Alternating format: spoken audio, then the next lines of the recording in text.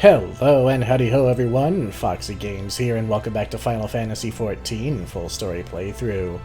In the last episode, we defeated Titania, we restored the night sky to Ilmeg, and our beautiful branch Feoul has taken the place as King of the Fae. And now we're back in the beautiful picturesque Crystarium to report to the Crystal Exarch. First we have to have a quick word with our friends though. So let's do so. Minfilia. All seems well, thank goodness. Though we've spent most of our time on the road, Minfilia and I actually have apartments here. Perhaps now we may finally make use of them. The city appeareth unchanged from when I last visited. There is the selfsame comforting hum of activity in the air. I see nothing out of the ordinary. For a comfort.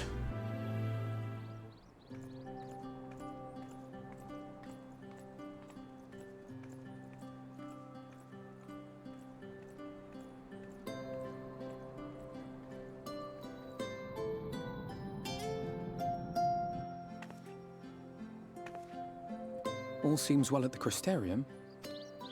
Yes. Ylmor was plainly more concerned with finding us. How flattering.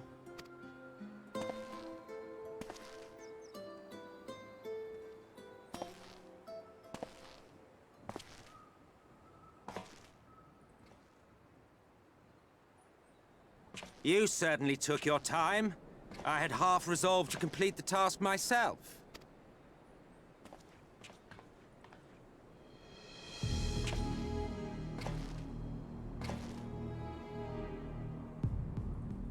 And you are... Were one to study the annals of Garlean history, one would find yonder visage on many a page. Though by rights its youth should long since have faded. Well, well, we have a historian in our midst. That spares me a lengthy explanation. I am Solus Sos Galvus, founding father of the Garlean Empire, and under various guises, the architect of myriad other imperially inclined nations. As for my true identity...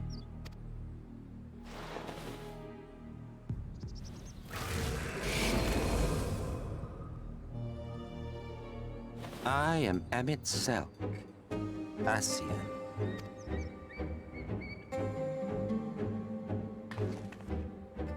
Gaia spoke of you. A native of the Source.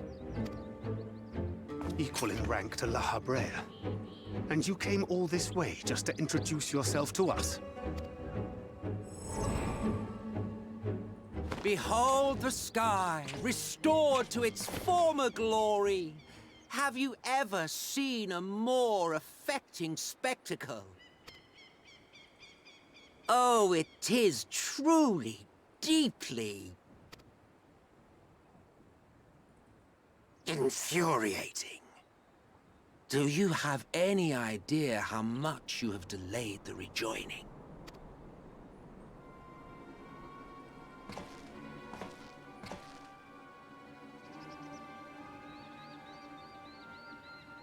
Following the flood, the First had been listing ever further towards the light, towards stasis. The end was in sight. Enter man and his indomitable spirit. He would haul the world back from the brink. And adding his lumpen weight to the power of growth, he duly tipped the scales, if only by a fraction. Yet a fraction was enough to spoil the perfect imbalance needed to bring about a rejoining. Had mankind continued to live in idleness under Vorthri's rule, all the conditions would have been met.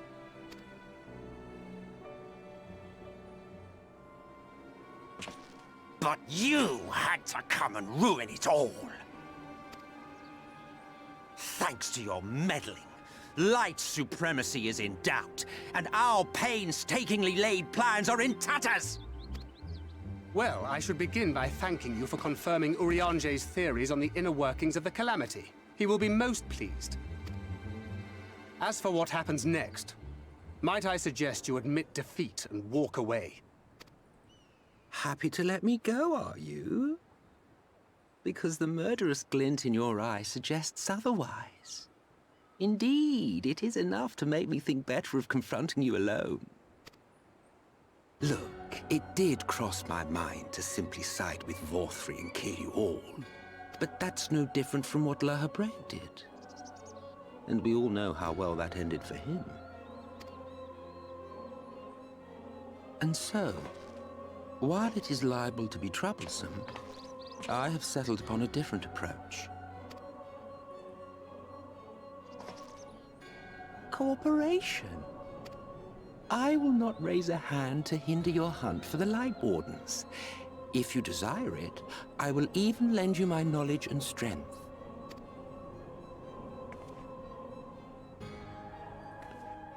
Since time immemorial, you and yours have labored to rejoin the 13 shards, at the cost of countless lives. Do you expect us to believe that your objective has suddenly changed?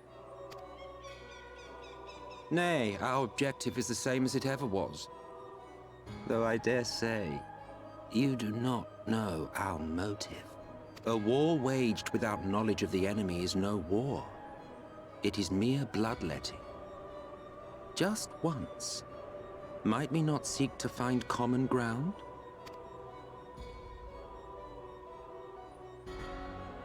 For good or ill, I am immortal. Provided I have the inclination, I can always begin anew, scheme and conspire to my heart's content. But this time I thought that I might instead try to see eye to eye, to understand what drives the hero of the source, to determine if our goals are truly incompatible. So come, shed your preconceptions. See beyond the unscrupulous villains you take us for. When all is said and done, we may find ourselves pleasantly surprised. The proud discoverers of a path of cooperation rather than opposition. Think of it.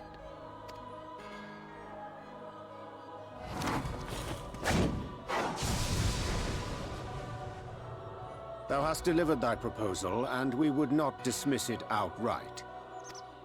If I may offer thee counsel, however, to make thy case via an illusion reflecteth poorly upon thy sincerity. My apologies. You will forgive me if I'm not entirely at ease in the presence of a famed Ascian slayer. I felt it only prudent to take precautions. Nonetheless, your counsel is duly noted. I take my leave, friends. Rest assured, we shall meet again soon.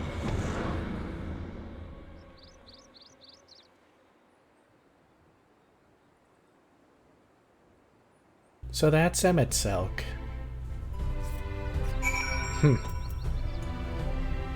Now we, the player, have seen him already, conversing with Lord Varys, but it's the first time we've met him in character. Well, let's see what the others think. Finding common ground with an Ascian, my entire being rebels at the very notion. Rightfully so. That an Ascian of Emet-Selch's standing should willingly reveal himself unto us, and at this of all junctures, is most interesting. Yeah, it's a little suspicious, isn't it? He appears to be gone, but I won't be lowering my guard just yet. So that was an Ascian. Thancred told me about them. Right, you were born after the Ascians had been removed from this world, at least visibly. Cooperation? He can't be serious, can he? Well, we've certainly been given much to ponder, but first things first, we should report to the Exarch. You can run along, Foxy. We're perfectly capable of handling this little task. In light of your recent exertions, I'd say you've earned a rest. Go on, take yourself off to bed. We'll see you later, refreshed and ready for more.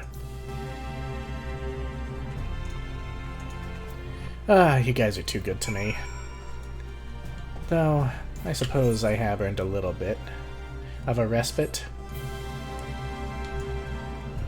Let's go to the pendants.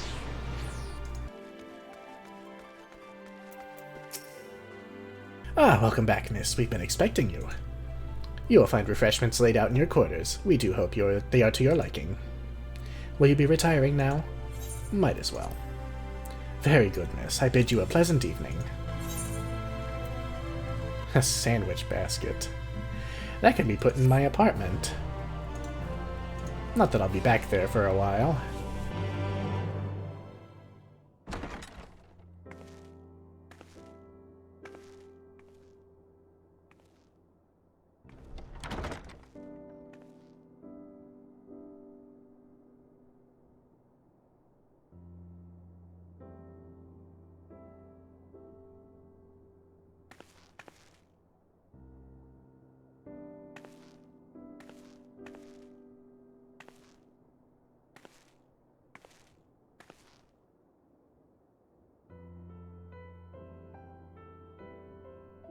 I hope the past few days have not been overly taxing. Pray take your rest and recover. From the Exarch, is it? With that mirror of his, he can watch your every move, you know. He'll probably think you're talking to yourself. Still, he's keeping you well fed. I mean, I did tell him you were here.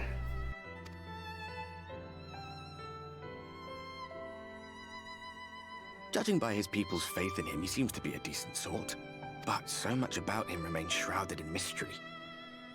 Like, what was he doing back in my day? There was no such person when I was around. A lot's happened since the flood, though. Since I was set adrift. I know little more than you do of this city's history and the Exarch's past. Not that it matters. It's Emmett Selk we should be concerned about.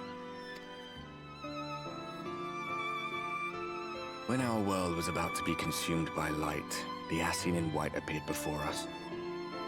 He said that the only way for us to live on was to bring about the rejoining.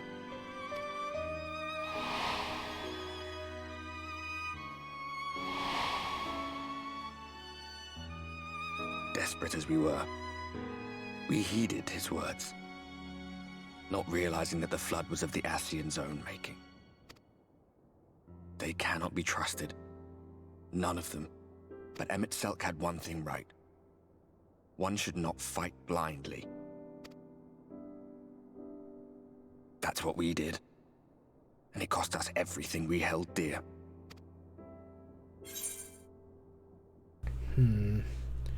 Tell me about Seto. Lighten the mood a little.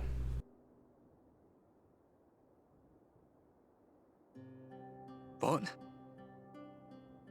What about Seto? What is there to say? All right. He's done some growing.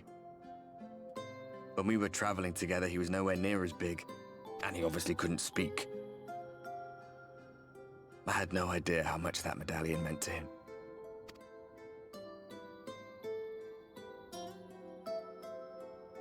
What about you, anyway? You must have a friend like Seto. Chocobo, perhaps?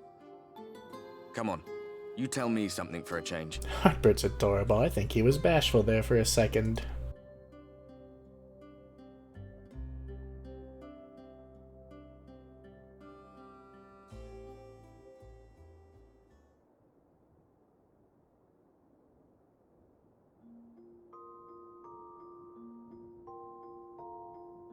Do you ever take off that armor? God, at least sleep in pajamas.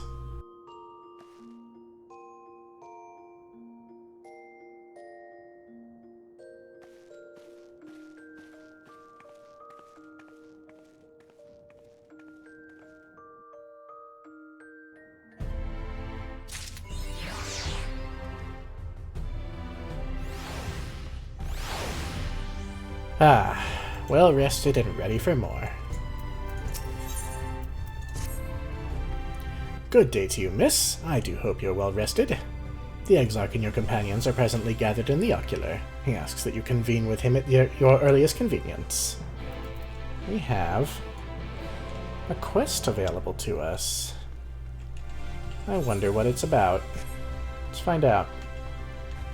Yes, it's the Beast Tribe quests. I'm not particularly interested yet. Maybe later. I hear the Pixie ones are actually really good, but maybe later.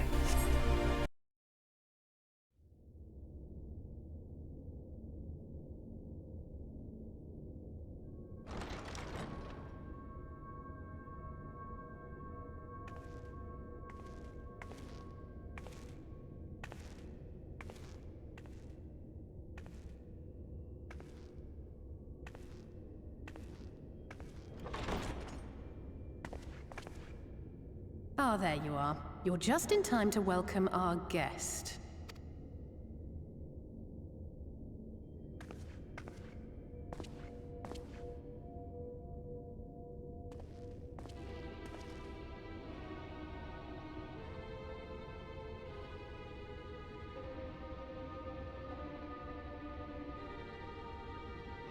Please, did I not explicitly tell you that we would be meeting again soon?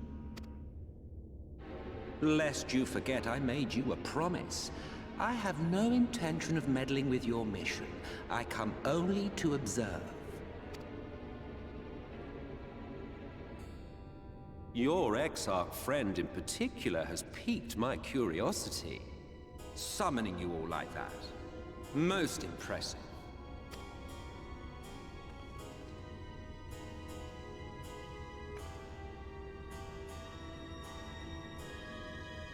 You honestly expect us to believe you've come only to observe?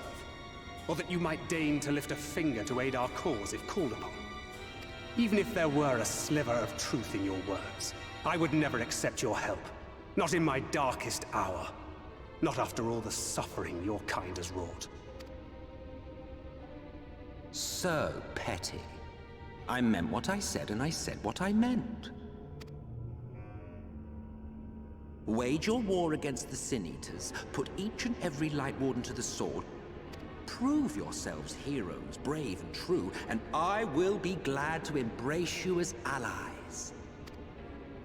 Allies worthy of bearing the burden of truth.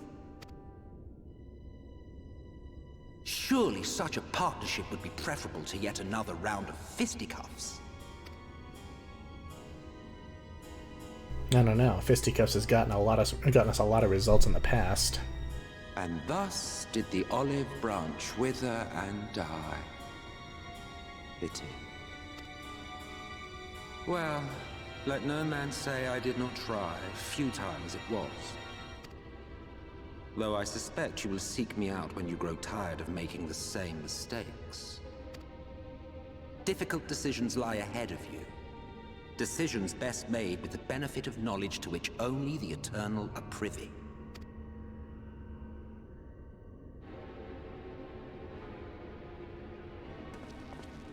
For now, I shall resume my shadowy vigil. Whatever you choose to do, make sure it's worth watching, would you?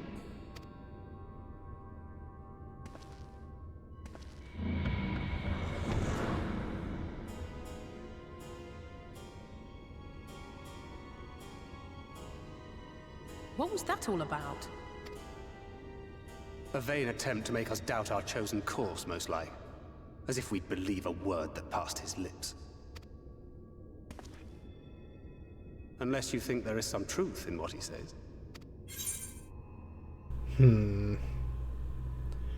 Well, a kernel, perhaps.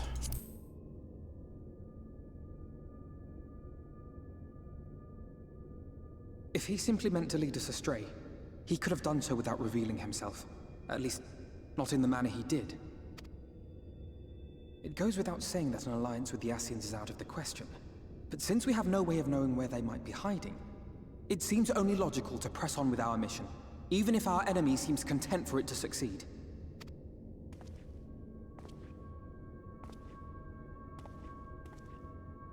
Then let us discuss the Sin Eaters. I would begin by thanking you all for your efforts thus far. In striking down the Light Wardens of Lakeland and Ilmeg, you have accomplished more in your short time here than all of our forces managed in the last century.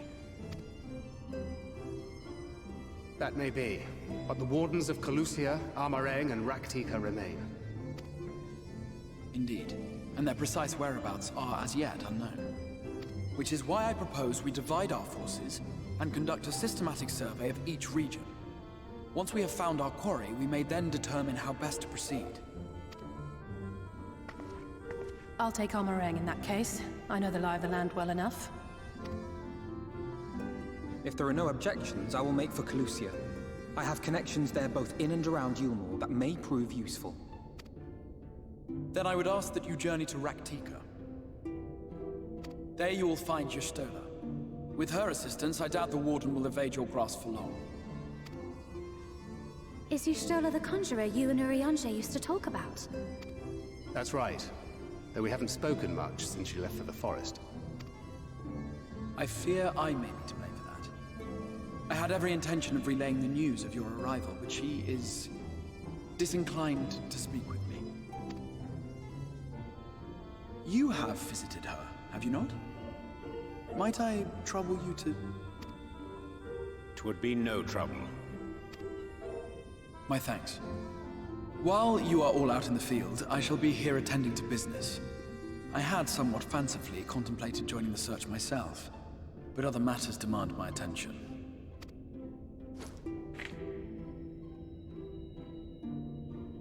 What's that? A missive from Lord Vorthry. He invites me to join him in Yulmore to discuss the recent conflict at Lida Luran. And? Did he even bother to offer any bait? It's obviously a trap. I should be surprised if it were not. Nevertheless, I must seize this opportunity to speak with him, even if only a few words are exchanged. Though my power will be much diminished so far from the tower, it is a risk I am willing to take. Master Alphino, might I impose upon you to accompany me to Yulmore prior to beginning your reconnaissance? Of course. Then let us make ready. Safe travels to you all.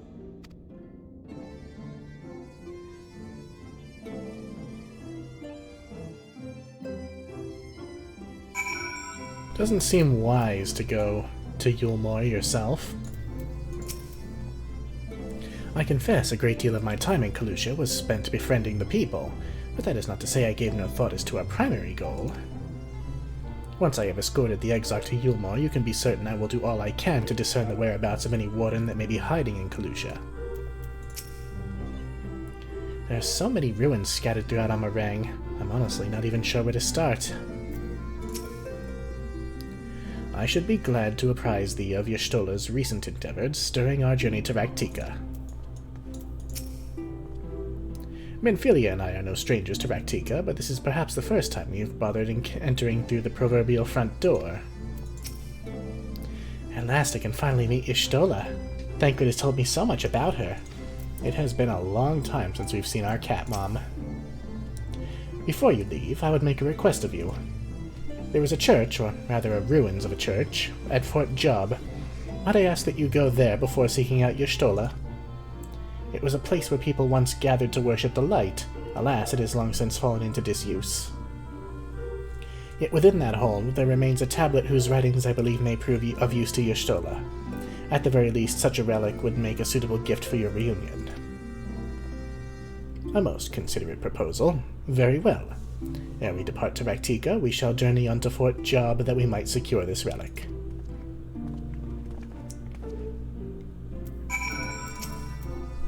Safe travels, Foxy. I pray that tablet and its contents prove of interest to Y'shtola. Let's see, anything new to say? No, and no. Okay, time to get going then. And we'll see if anything new has popped up in the Crystarium, and if not, we will go straight to Fort Job.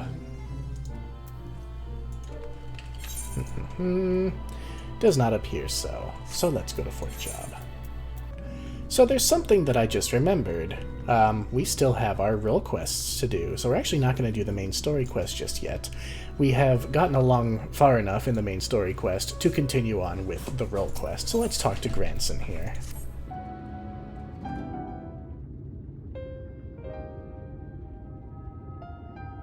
Hey there, sinner. I broke the bad news to the widow of that scavenger while you were away. She took it about as well as you'd expect. After she'd cried herself hoarse, I started asking her about the choker and where her husband got it.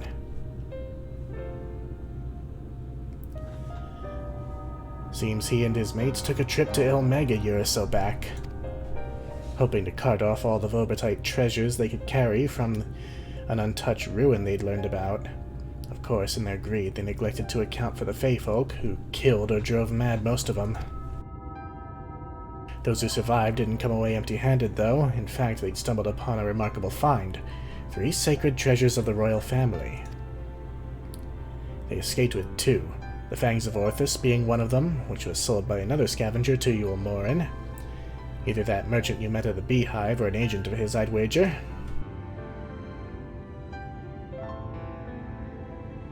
So the merchant gives it over to Melinda for restoration, after which Dikaiosyne attacks Right, presumably because he's after it as well.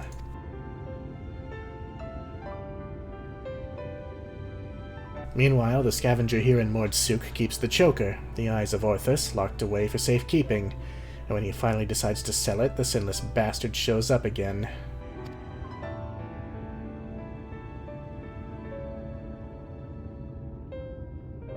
Which brings us to the here and now. Damned if I know why, but at this point, there's no denying that Dikaiosyne's been hunting the royal relics.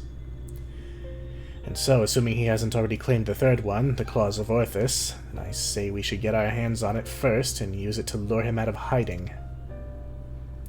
But to that end, we'll have to venture into the Fairy Kingdom ourselves. Those scavengers didn't receive the warmest welcome, and we're not like to be treated any better. I've traveled to Ilmeg before, or I was away with the Fae for a time, let's say that.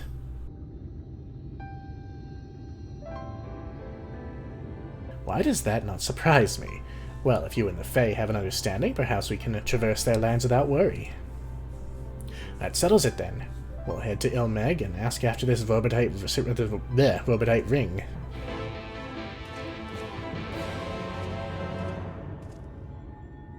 Well, I do have something of an arrangement with the Fae. Don't fuck with me and I won't fuck with you. That is one pastel-colored chocobo.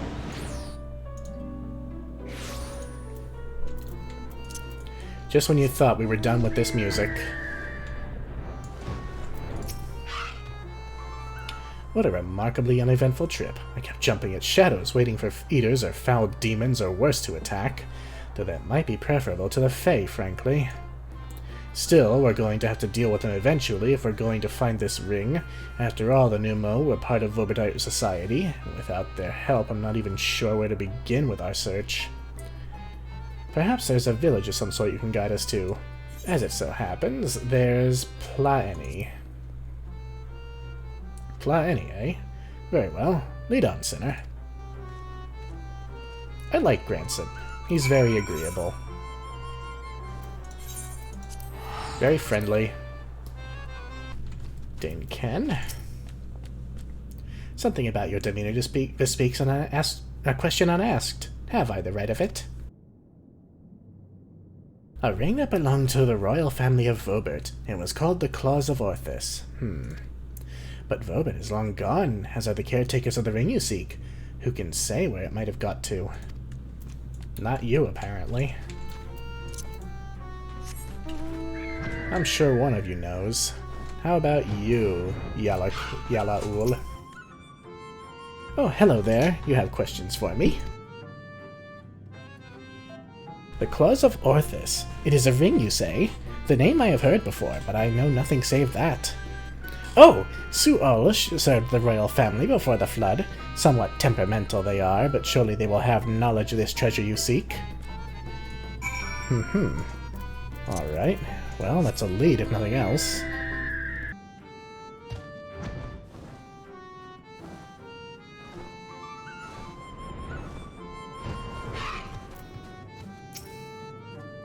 Had yourself a conversation of 3? Learn anything interesting? So this Su'ul is the one we ought to speak with, eh? A former servant of the royal family, which would mean they've lived well over a century. Bugger me. Hard to imagine.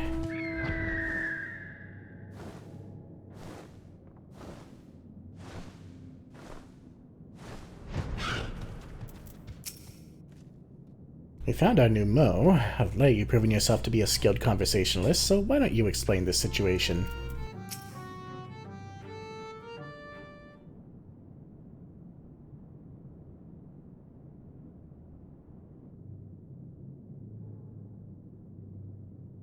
I do not know you, yet you seem to know me.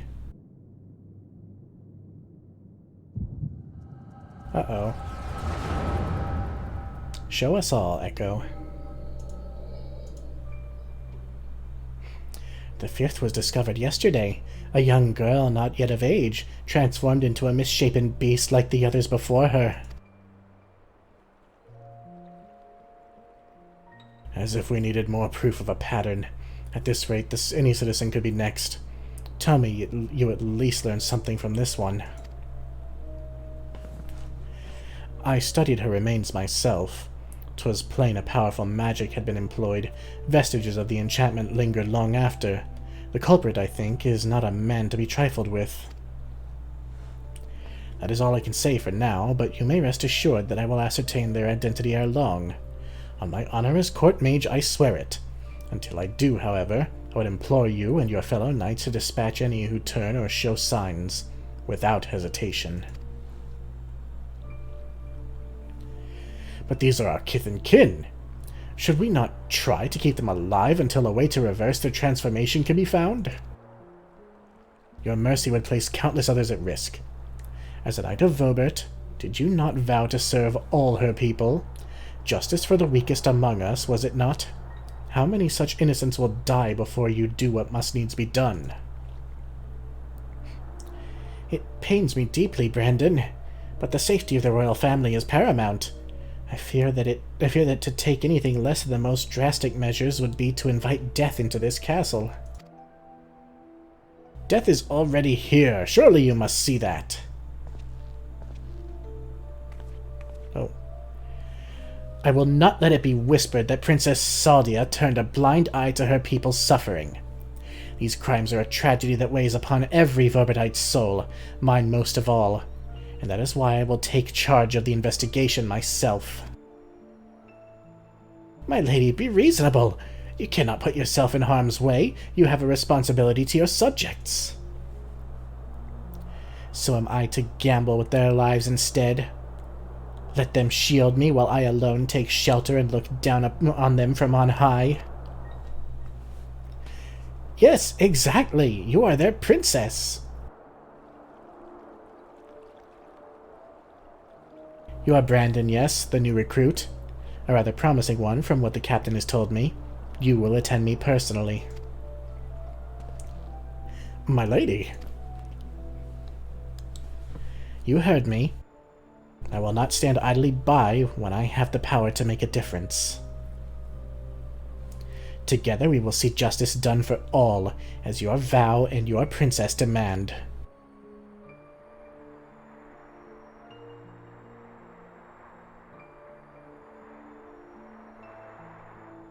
Lady Saldia, I understand.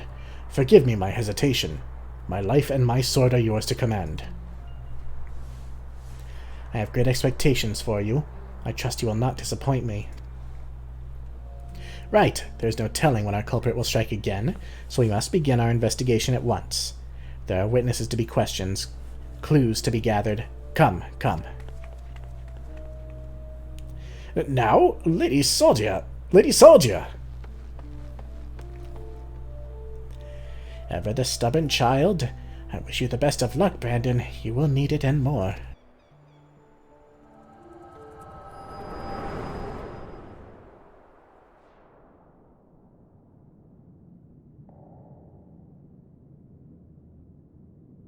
Hey, are you alright? The way you were holding your head as if racked by a terrible pain. What happened to you just now?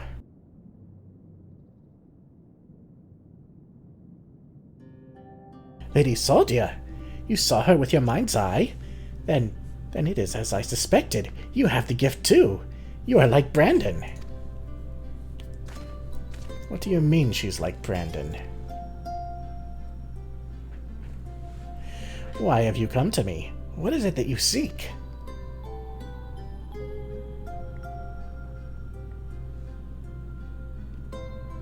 I see. And for this hunt of yours, you have come to Ilmeg in search of the claws of Orthus. I am afraid this is no simple matter. First, I would know that you are capable of facing the Eater you seek. I killed Titania. There is a spot in the river not far from here in which I used to bathe, until a number of beasts grew equally fond of it. If you are the warrior you claim to be, then they should pose no challenge whatsoever. Really? This is a thinly veiled request to clear out her bathing its bathing area.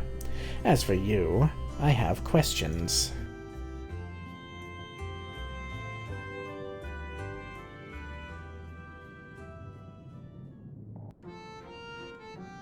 I mean, I've already killed 2 Light Wardens. What further proof do you need? God, that's far. Fuck it, I'm teleporting. Look at the Porksies. God, they're terrible. Ah, but isn't this place beautiful at night?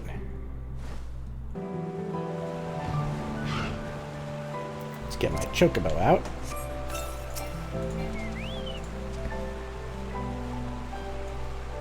Gotta make me fucking wait, huh?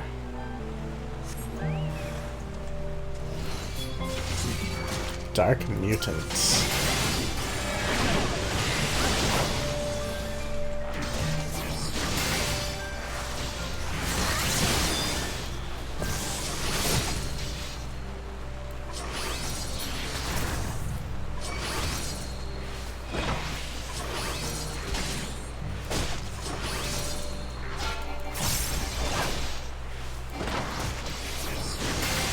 Beat the shit out of them. And that was nice and easy. Now we can just teleport straight back. I like that. I like that a lot, as a matter of fact. See to the beasts, Foxy. So, Ul and I have a few things to discuss. Well, I'm back. The beasts are no more, then?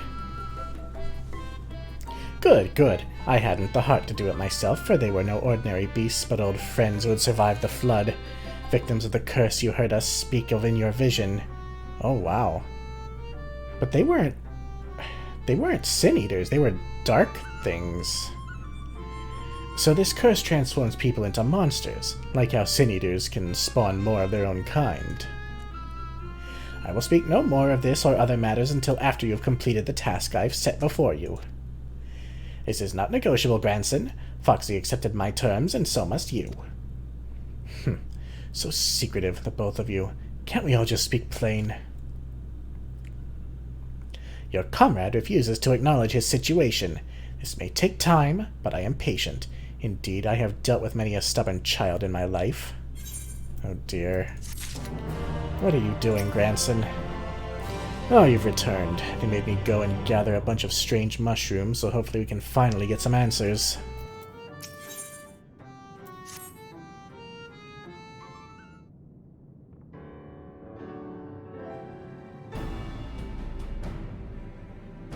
Exemplary timing, Foxy. 'Twas not more than a moment ago that Granson returned, having at last obliged my humble request.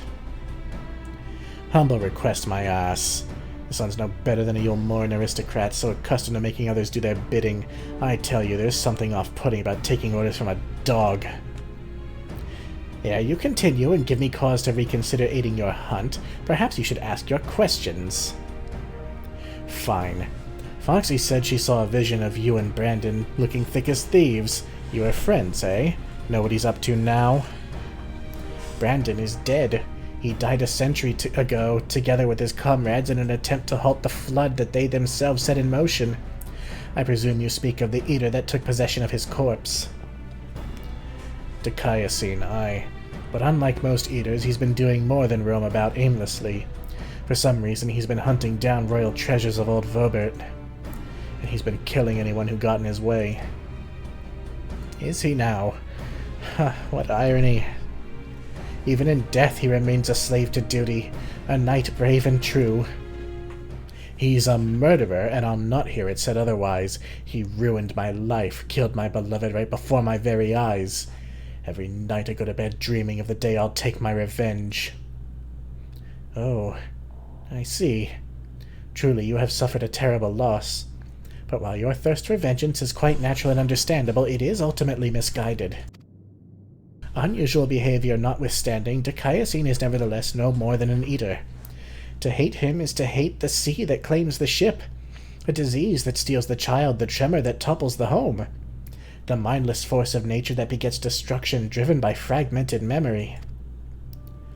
Don't you dare make excuses for him. You think I wanted any of this? I grew up on a farm, I could barely wield a sword, and now I've got to kill one of the bloody cardinal virtues. Hate and anger and vengeance are all I've got now. My every waking moment is dedicated to plotting his death. It has to be. It has to be! So just tell us where the goddamn ring is and we'll be on our way. Is this how it is to be, Who you have to be? Nay, I think not. You ask too much, demand far, far too much, and in exchange for what? This I cannot abide. Are you trying to barter with me? You little shite! Tell me what I want to know or I'll beat it out of you! Back off, Foxy. I won't let anyone or anything stand between me and Melinda's murderer.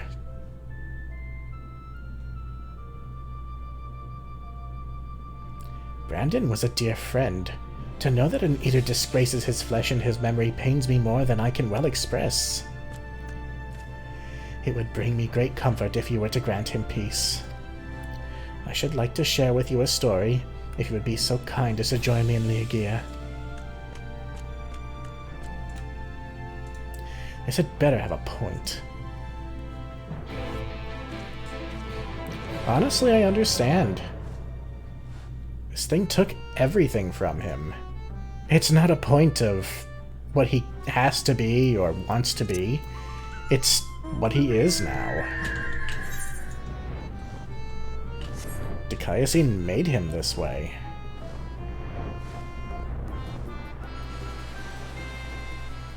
Honestly, I'd be hard-pressed to not be the same.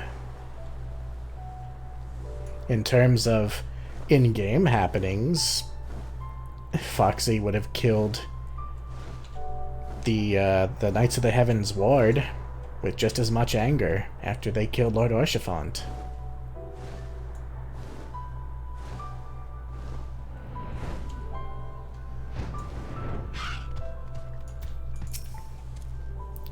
Why are we here again? Oh dear. There's a fight to be had.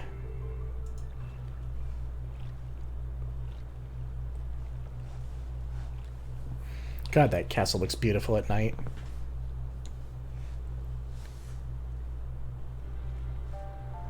"'Tis beautiful even now, a palace of forgotten dreams, but before it was Liagia, in the time of Vobert it was Grunslicht. The memory of mine in which you walked was a troubled time, when the people of our kingdom were preyed upon by an ambitious fool.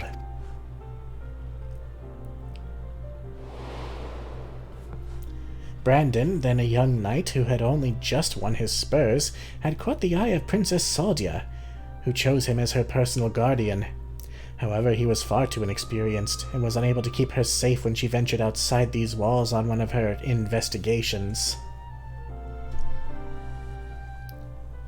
For his failure, he was stripped of his knighthood, and shortly thereafter he quit Vobert. I thought I would never see him again. But then one day he returned, one of several wandering adventurers led by a man named Ardebert, who had accepted our invitation to look into the mysterious transformations which had continued unabated in Brandon's absence. Lady Saldia was overjoyed, and for a time it was like nothing had changed. They spoke often and grew even closer.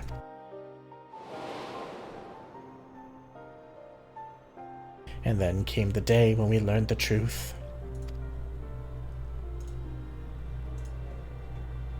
when we learned that the architect of the kingdom's suffering was none other than the court mage Taldric, or Tadric, whatever. I expected that. Isn't that the way it always is? It's like Jafar from Aladdin.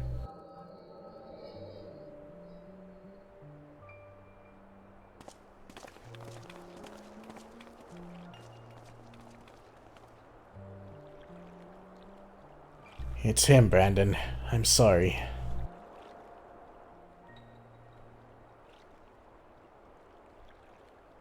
So am I. Come, let's have it done with it.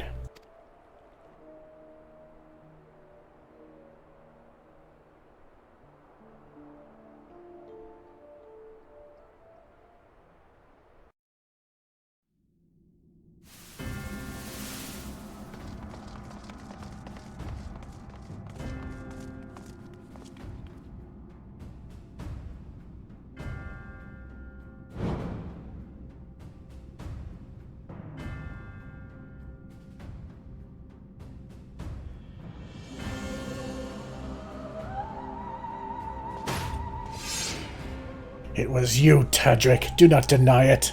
Tormenting our people, twisting and transforming them into monsters. And for what?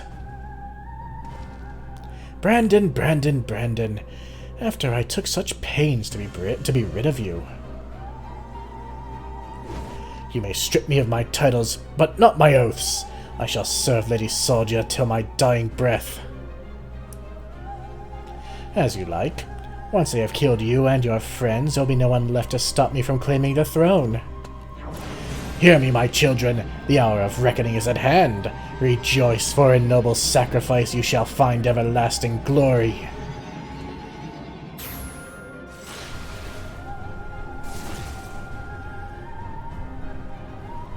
Lord Tadric, it hurts. Soon you shall know no more pain.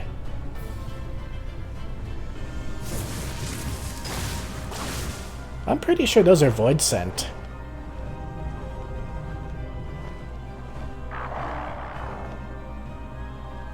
I was going to make it quick for old time's sake, but now I think I ought to take my time.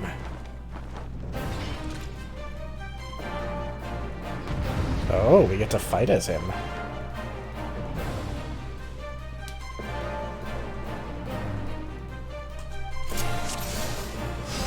Alright. We have some pretty familiar paladin abilities.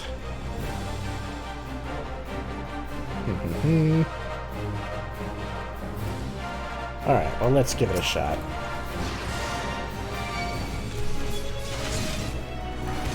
Okay, that's an AoE. For all your crimes and more, you will pay!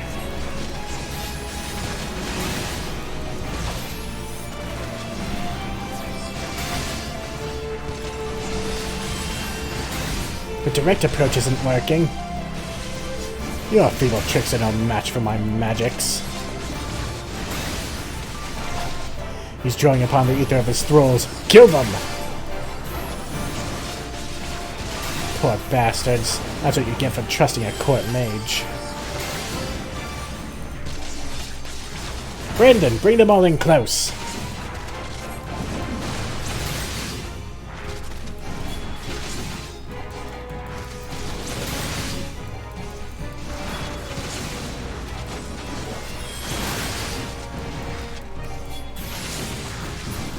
Alright. Such an incredible display of strength. The stuff of legends. There is no escape, Tadric. Surrender.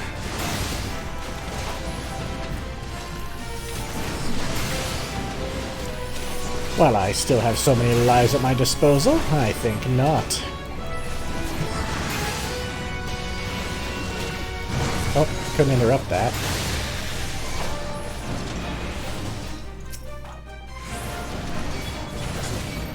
Come, children, and death your meaningless lives. Something, I can't... Wait. There we go. Now burn bright for me and die, die, die!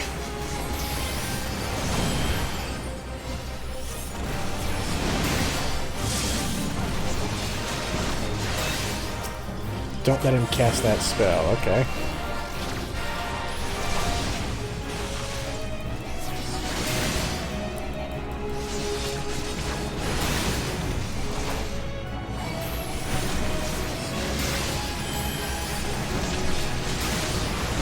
You're most tenacious, but everyone has their limits.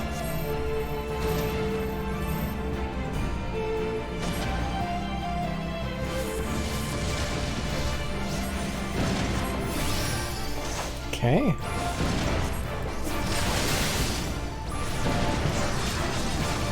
Oh, good. He's getting more.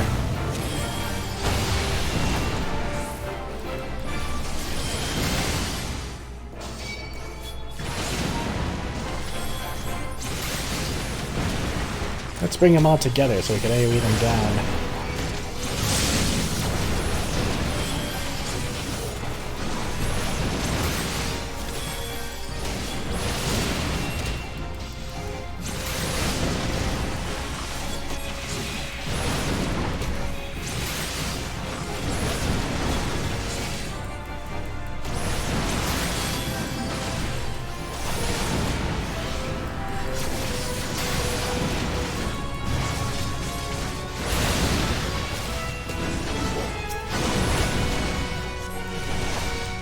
Bring you over.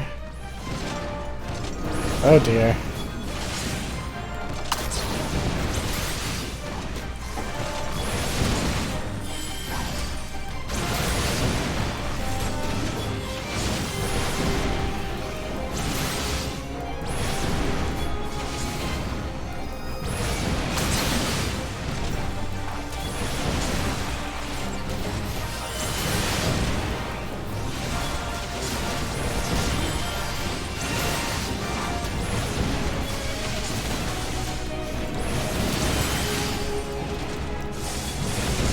Alright, let's pull them all to the center. Oh, 2 limit breaks, I see. Great.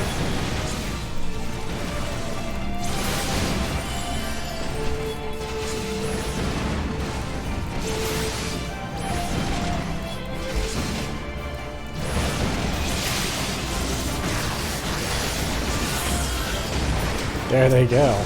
See that, Tadric? You're next. Time to thin the herd, starting with your dwarf, perhaps. Uh-oh. Don't you touch her, you bastard!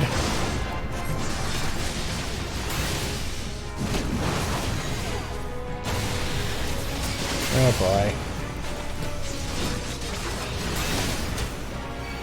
Brandon, we have to defend Lamid at all costs. That's easy enough. We've done tether mechanics before. Ow.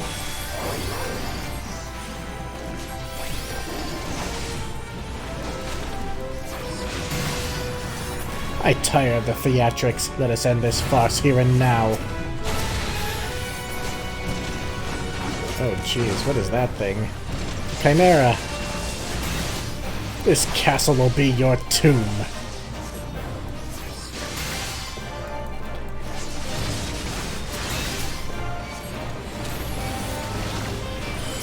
Oh, can't interrupt.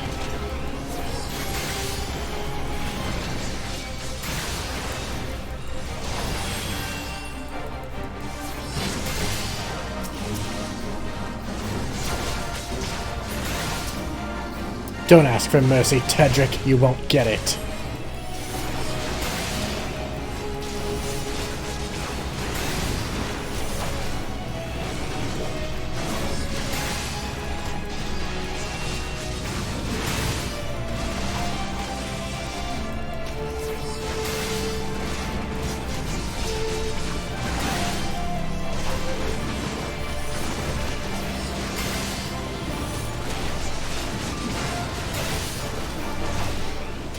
Well, I'd say that's about it for Tadric.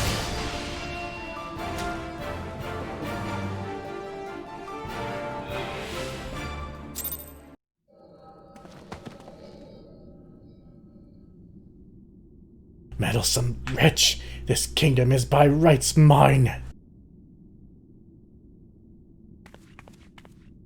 Brandon! What is the meaning of this?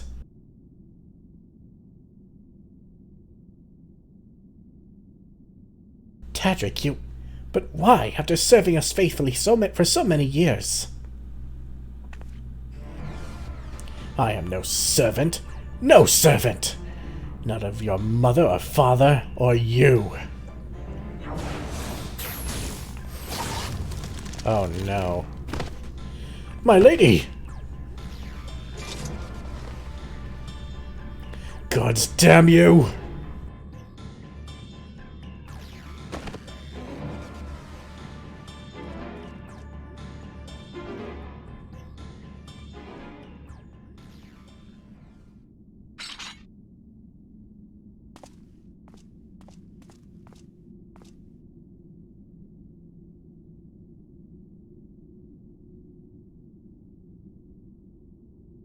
Lady Soldier, speak to me.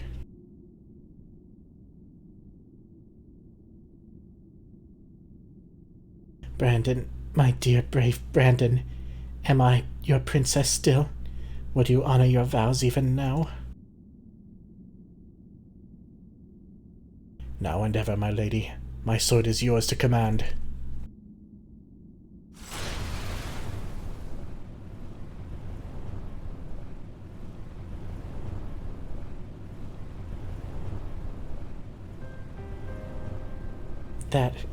That is well. Would that I had the strength to wield it myself. Steel your heart, brave Brandon, and for the good of Vobert and her people.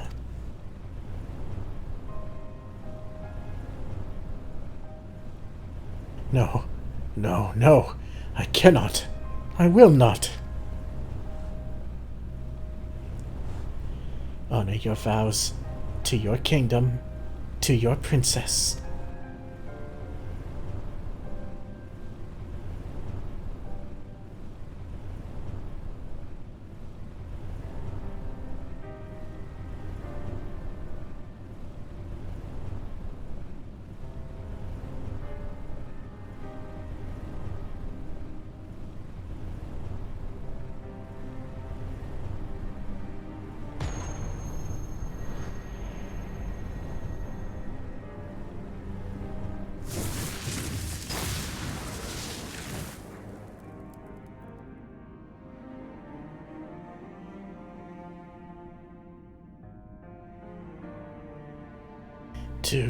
To your friend, who never doubted you, who knew that you would return and see justice.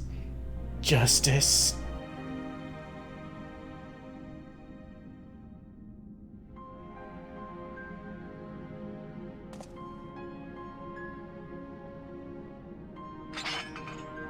No, it should be me.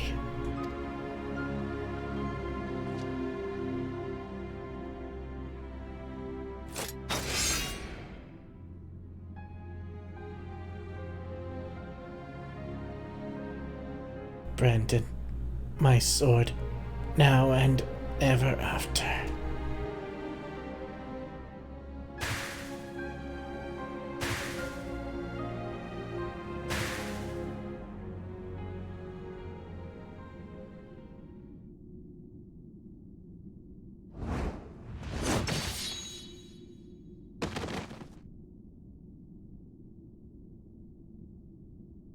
He had to do the same terrible thing as Granson.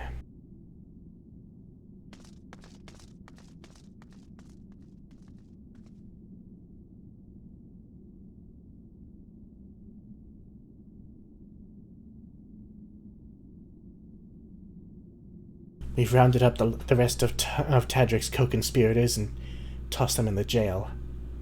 The ones who hadn't been corrupted by his magics, that is.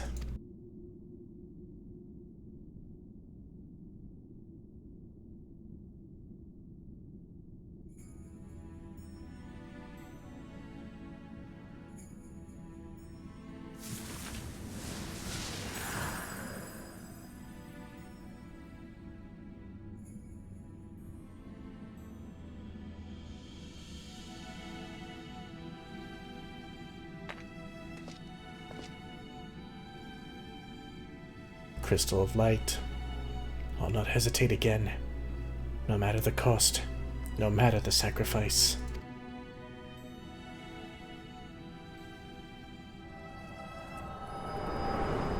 and thus did he become a warrior of light and true.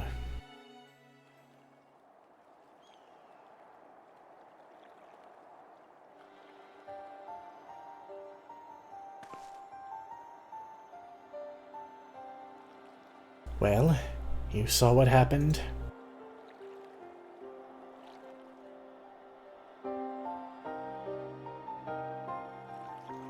Wicked White. She begged him to do it. Like Melinda. Come, let us quit this place and return to Plaeny.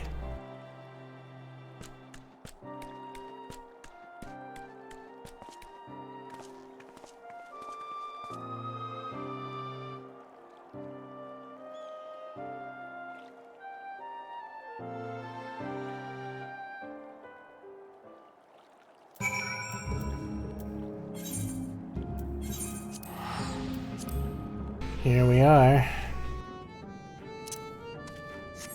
This music is horribly unfitting for everything we just witnessed.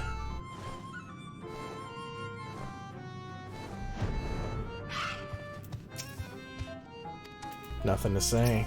He recognizes the similarities between the two.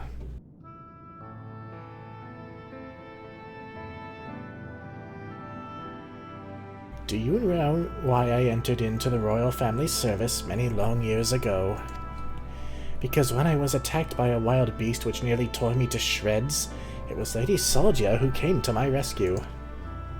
She saved me, and that is a debt that can never be repaid, for there is naught in this world which holds greater value than life itself. Not even her death absolves me of it, and so I must always first consider her wishes, her desires. What she would want for me and her kingdom. For Brandon, and yes, even for you, Granson. For me. To define oneself in opposition to the other. Another bereft of complexity of nuance, wholly devoid of redeeming qualities. A villain. Indeed, there is comfort and certainty in hatred. But it is a false and fleeting comfort. Bought with lies we tell ourselves about who we are, what we must be, and what we must do. And never you mind the cost. If anything, the more we offer up in sacrifice, the better. Do you not see? Brandon was right to hesitate, to doubt. The unwavering blade cares not whom it serves, nor who it cuts. I think I need a moment. Perhaps you do as well. Leave us for now, Foxy. This quest went unexpectedly deep. Wow. And our next quest is available at level 80, which we're halfway to. Nothing to say. I don't blame you. Right. Fort job, then. Hello, friends. I had to take a little detour. I do not doubt this place may weather another assault by the Sin Eaters, but they cannot hope to hold it should the Ulmoran soldiers return. Even with their limited numbers, the Guard can use the terrain to their advantage. Perhaps I can convince the captain to lay a few traps out on the field. Tancred and I have come across these ruined churches before. I wish I could have seen them before the flood. The windows were works of art, I'm told. Here amidst these ruins we will find the Church of the First Light, and within that hallowed hall the tablet we seek. Time is of the essence, my friend. Let us be quick. Let's see if this piece of gear is any better. Oh yeah, we got this ring, too. Blue Spirit. That might be better. It's actually better, holy shit. What's it look like? I'm not a fan. Does it have a visor? It does, but I'm not a fan, so we're keeping it off. But we're starting to get better gear. It's only 3 item levels better than what we currently have, but it's better. At the height of Lakeland's prosperity, these sites served not as man's final bastion, but as testament to his ingenuity and architectural prowess. The Church of the First Light was responsible for many such marvels, building majestic chapels in every corner of the realm. Alas, the flood with its inexorable tides would drown nigh every one, and did all but put an end to the religion as a whole. For the creatures which then did rise from the fulgent deluge were seen as agents of divine punishment, sent to devour sin and sinner both, whence came the name of Sin Eater. The people were lost, seemingly forsaken by their god.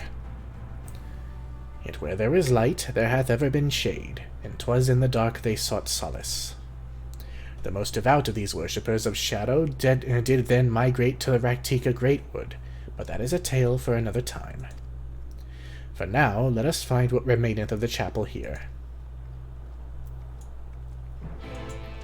I'll be honest, I'm not incredibly excited to go to Rak'Tika. For one reason alone, I hate the music there. I hate it.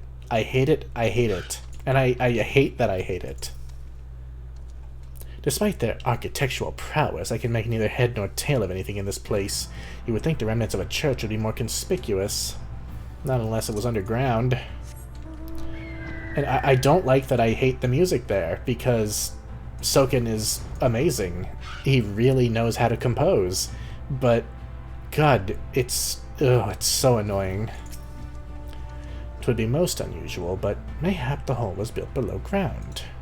That was my thought exactly.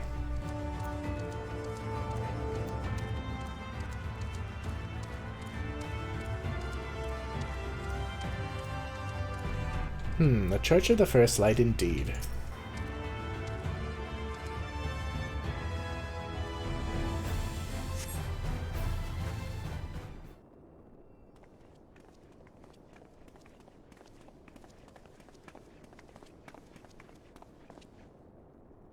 Aye, this is indeed the church we seek.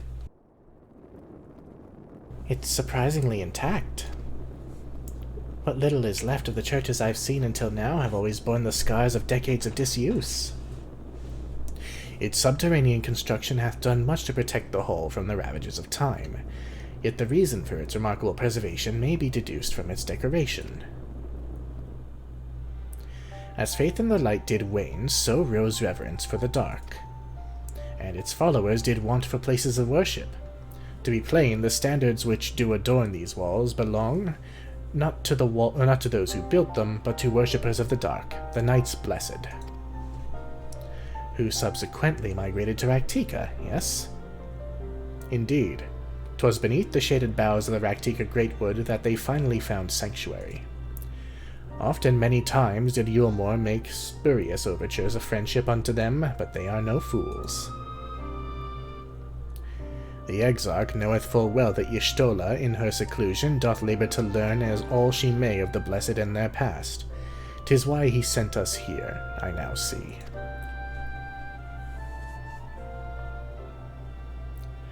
The tablet of which he spoke no doubt provideth a glimpse into the history that she so yearneth to comprehend.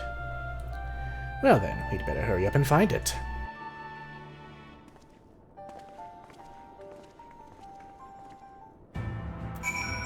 Yeah, let's see. Let's talk to everyone before we go fucking about.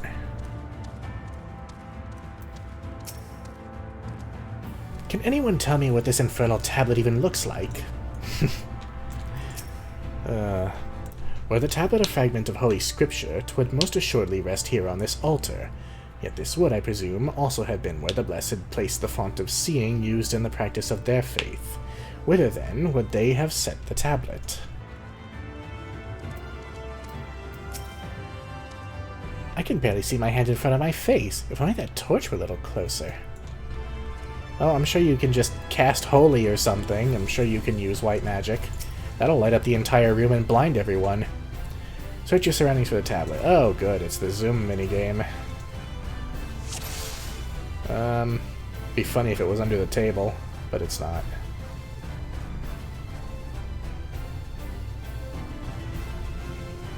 Oh, it actually is.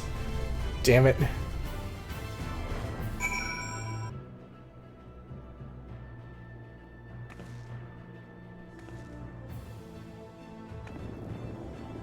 Within the altar, thou sayest? You'd think they would have looked there.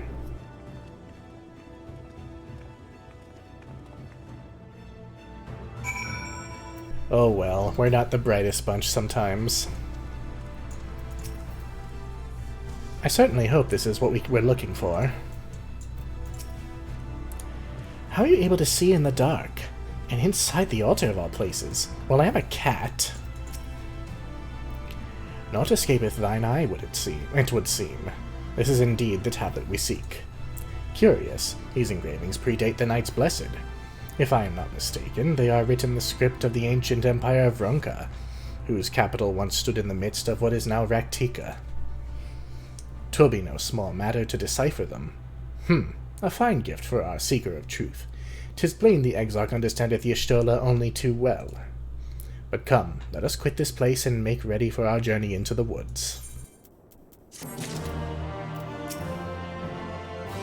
Should we not be going? We have a gift to deliver.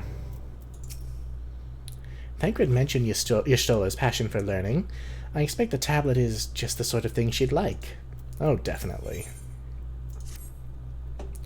Ere we depart, there is a custom of the Knights Blessed which I feel compelled to elucidate. As one might expect, they deem light to be abhorrent, and everything it touches befouled. Thus do they take the utmost pains to protect all they can from its taint, including their very names. To speak plain, it is the belief of the Blessed that one's own name must ne'er be uttered in the light of the everlasting day. Yet this commandment precludeth not the use of another's. Thus do parents protect their children, and, in rare cases, masters their disciples. So it is that Y'shtola hath taken the name of Master Matoya. Lest we offend them, I bid you speak not her true name in the Blessed's presence. With that in mind, let us speak with the guard who keepeth vigil at the Greatwood's border.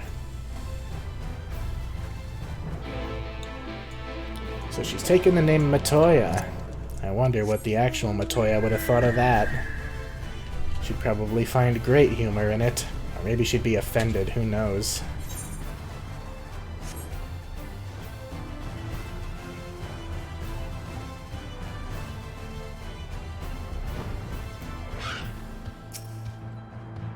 I pray thee heed mine explanation of the Blessed's customs.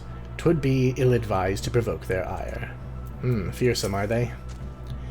It will be good to see Y'shtola again. Yes, it will. I know I have no reason to, but I can't help feeling nervous about meeting Y'shtola. Well, she is quite intense when she wants to be, and a bit of a savage. You wouldn't think so, but she is. Well met, traveler. What business brings you here? Yes, of course, right this way.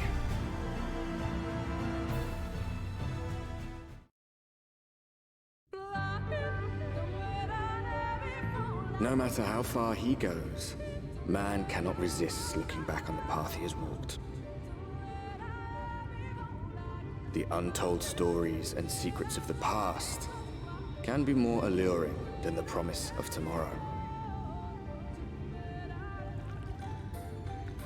And so he braves the forests of Rak'Tika in search of mystery and wonder. Of Ronka, to which all seekers of hidden truths are inevitably drawn.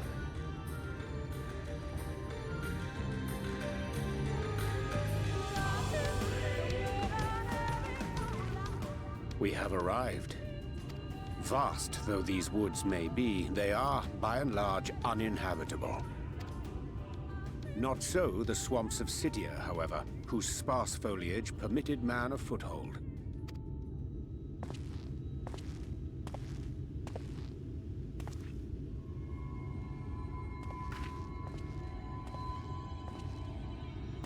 No lands must remain beyond our grasp. Go forth, conquer, rule! Forgive me. A sudden pang of nostalgia for those halcyon days. Exploring virgin territories, subjugating primitive peoples, all for the glory of Garlemald.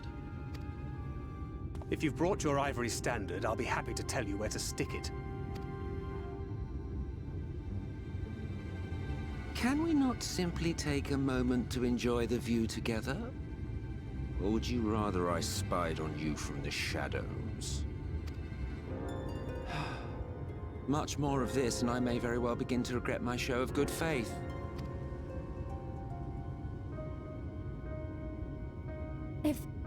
If you really want to stay, then help us fight.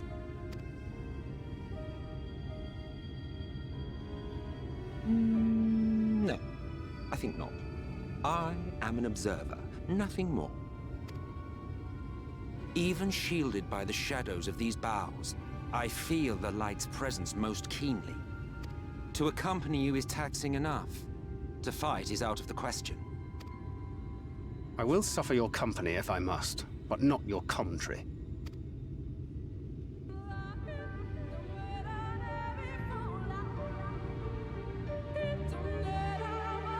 God, I don't know what it is about this music, but I hate it. It drives me crazy. It's worse than the village theme in Ilmag. Thancred has told me of the Ascians and what they have done. If he isn't willing to help, is it wise to let him stay with us? Probably not, but he doesn't seem keen on leaving, and we can't really make him. If he never opened his mouth again, it would be too soon. What is it now? Do you expect me to regale you with friendly banter? Oh, very well. I will humor you this once. You may consider it my latest act of good faith. Come on then, what do you wish to know? Why choose this form here in the first? Well, what a curious question. Mortal flesh is but the vessel into which we Ascians pour the elixir of our souls, molding it as fits the occasion, or not if we so choose. Be it for a year or a millennium, I prefer to retain the same form until my duty is done. So after arriving here in the first, I fashion some hapless body into the man you see before you. Though as your friend over there can attest, there are those of us who forego such alterations. He was ever the rash one, La Habrea, jumping from vessel to vessel, never heeding the toll it took on him. Oh dear. So it doesn't do too well for Ascians to take too many vessels. Did you have anything else to say? No? If you've nothing to ask me, why are you still here? Don't you have wardens to vanquish, a realm to save? 'Tis plain our Ascian counterpart meaneth to follow wherever we lead. Were it otherwise, he would not suffer the overabundance of light in these woods. Verily, it pervadeth every corner, and so long as the Light Warden remaineth, the Sin Eaters shall be free to prey upon these lands without surcease.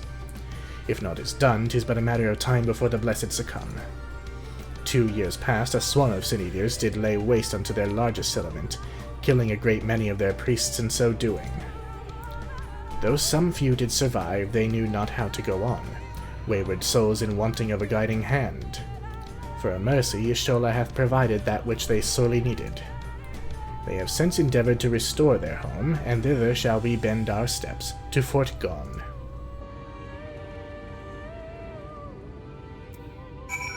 Well, alright.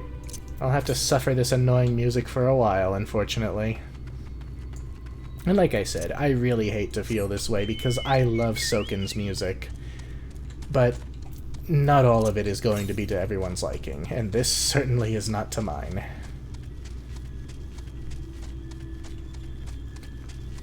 It's bad enough that it became a meme.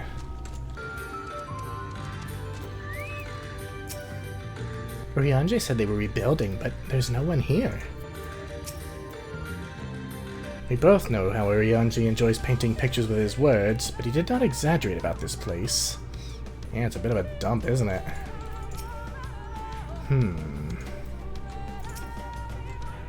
Well, where's this friend of yours we've come to meet? I know Y'shtola. She won't disappoint.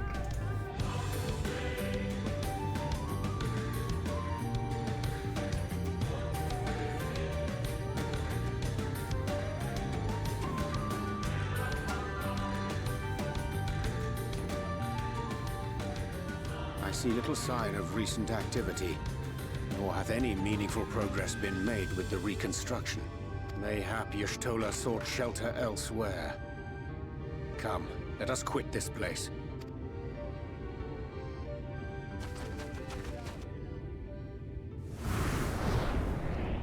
Now! Surround them!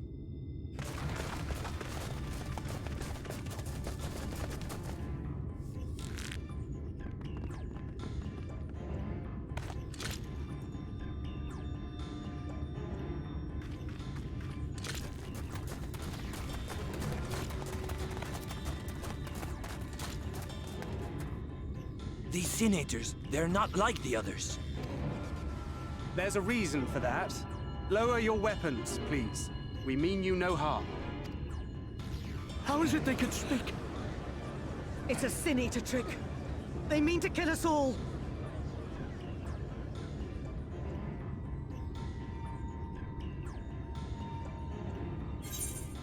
Kupo? Nah, please, we're not Sin Eaters. Perhaps they speak the truth.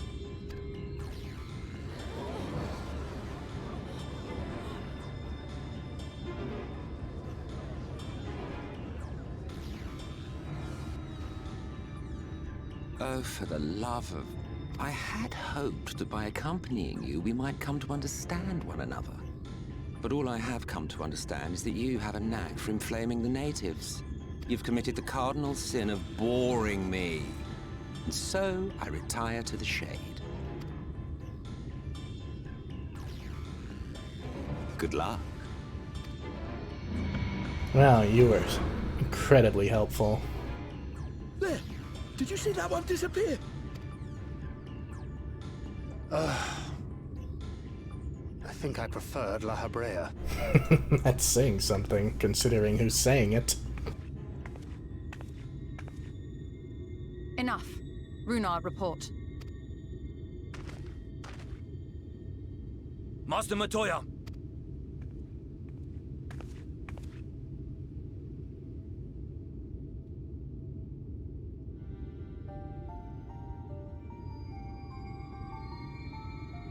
We apprehended them as you ordered, but are you certain these are Sin Eaters? The intense light of the ether I saw was unmistakable. If not Sin Eaters, then what? 'Tis passing queer that Y'shtola should mistake us for the enemy, is it not? Mayhap it hath been too long since last she beheld the radiance of thine ether. Master Matoya, hath time truly made strangers of us? Nay, I recognize you, Urianger, Thancred. And this is Minfilia of the First, of whom you spoke before. Just so. And knowing as thou must that we come in peace, might I prevail upon thee to have thy comrades lower their arms? First explain this other presence in your company. The one I know not. There is but one manner of creature in this world whose ether is suffused with such an abundance of light. Mine apologies, Master Matoya, but thou art mistaken. Before thee standeth our dearest comrade, the truest hero among us. The one that we cannot speak their name in voiced cutscenes. Though she is but recently arrived here in the First, not one but 2 Light Wardens have already perished by her most puissant hand. It cannot be.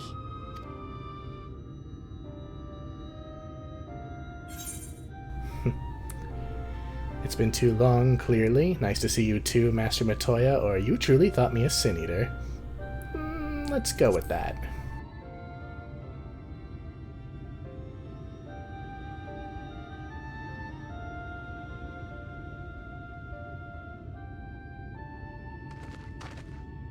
Master Matoya? Lower your weapons.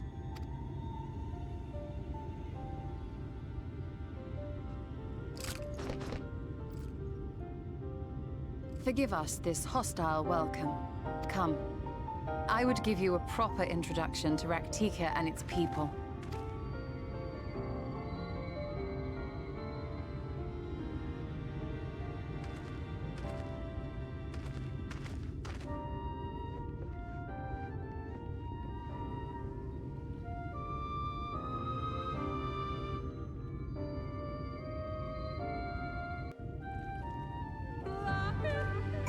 Well, that was an interesting welcome.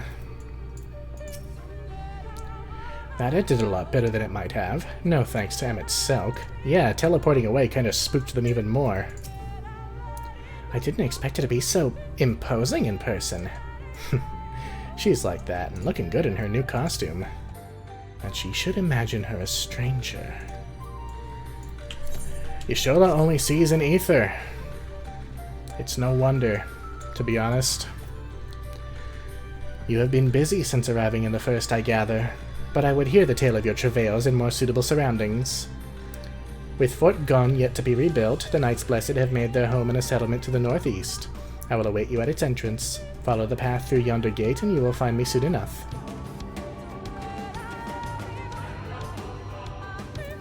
Well, at least she saw reason.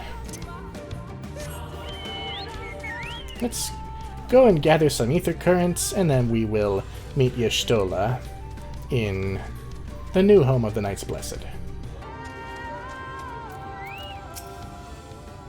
There you are. I was beginning to worry. Much like the Turleswood, this forest has a way of dealing with those who stray far from the beaten path. But I digress. Let me show you the home of the Knights Blessed. At least the music here isn't very annoying.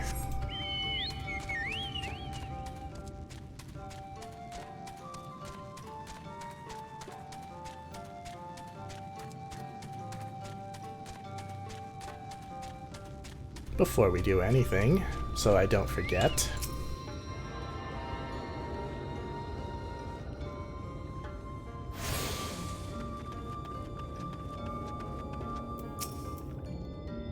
Have you ever seen such a tree? To think these are only the roots. Oh, we are inside a big old tree, aren't we? Finally, a place to rest. To make their home here and so swiftly would surely have required no small amount of ingenuity.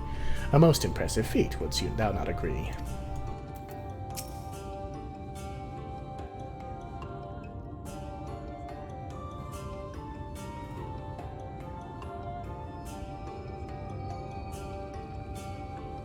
Slitherbough is the largest of the blessed settlements.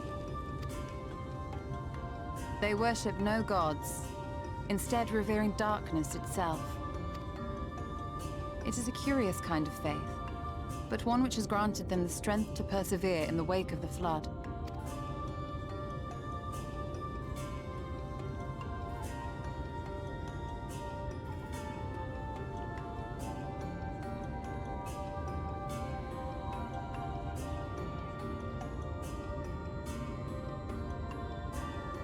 I hope you weren't expecting a grand feast by way of welcome. They are a simple people.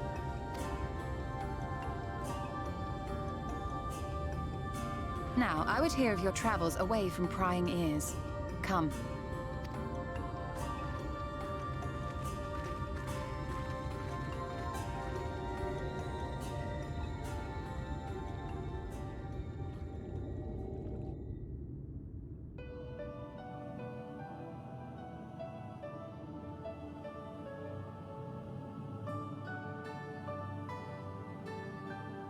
I see. And now you seek the Light Warden of Rak'tika. In the days after I arrived in the First, I too relied upon the Crystal Exarch for guidance. But his penchant for secrecy and the telling of half-truths soon lost him my trust.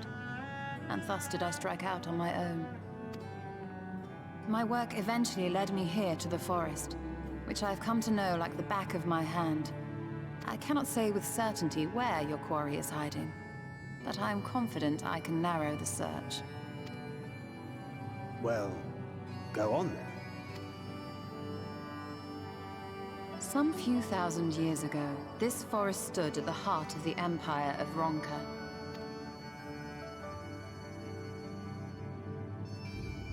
A great many relics of that civilization can still be found to the east in Ixmaya. Or rather, could be found, were the area not fiercely guarded. Ixmaya, you see, is home to a tribe of warriors whose lineage is said to date back to the time of the Empire. Any attempt to enter their territory is met with lethal force. They offer no warnings, and suffer no trespasser to escape. Needless to say, my every attempt to survey the area has been thwarted. Mayhap the Warden hideth there, full knowing none may approach it for fear of these protectors.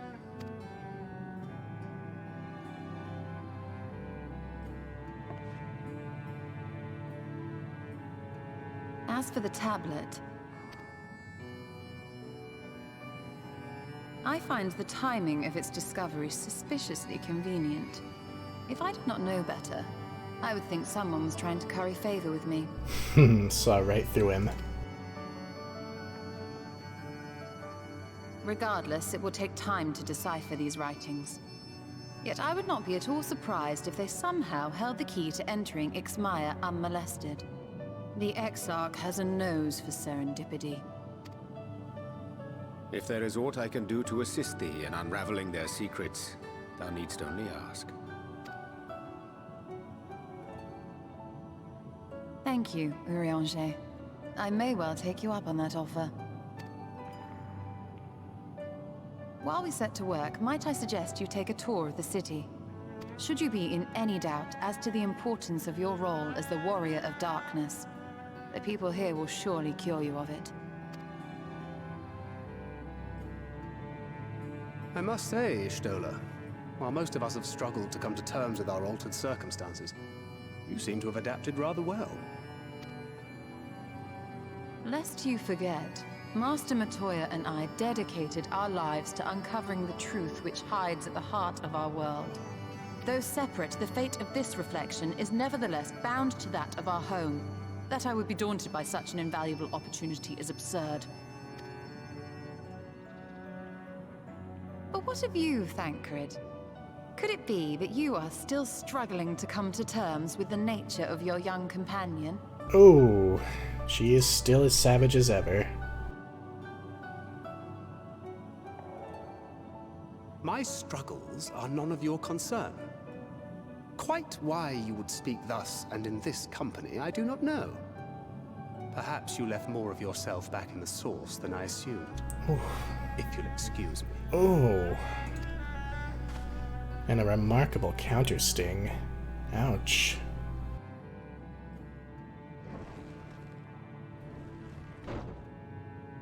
He understands that I'm not the same.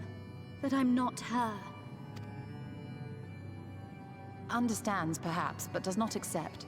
The question being whether he ever will. And whether you will, more importantly.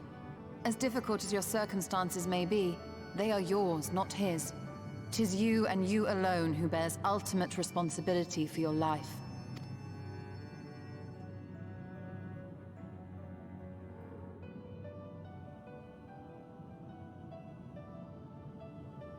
But you need not make any hard choices now. Why not go and get some fresh air, clear your head?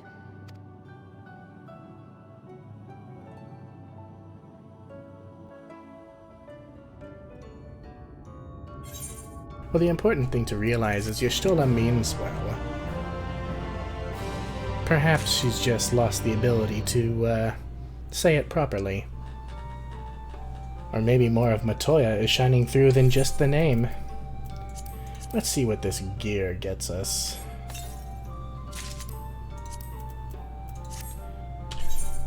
It's better than what I currently have. It's blue. Well, how delightful. Oh hey, it's a bunny. She has pretty hair. I wish I'd never... Oh, Ophelia.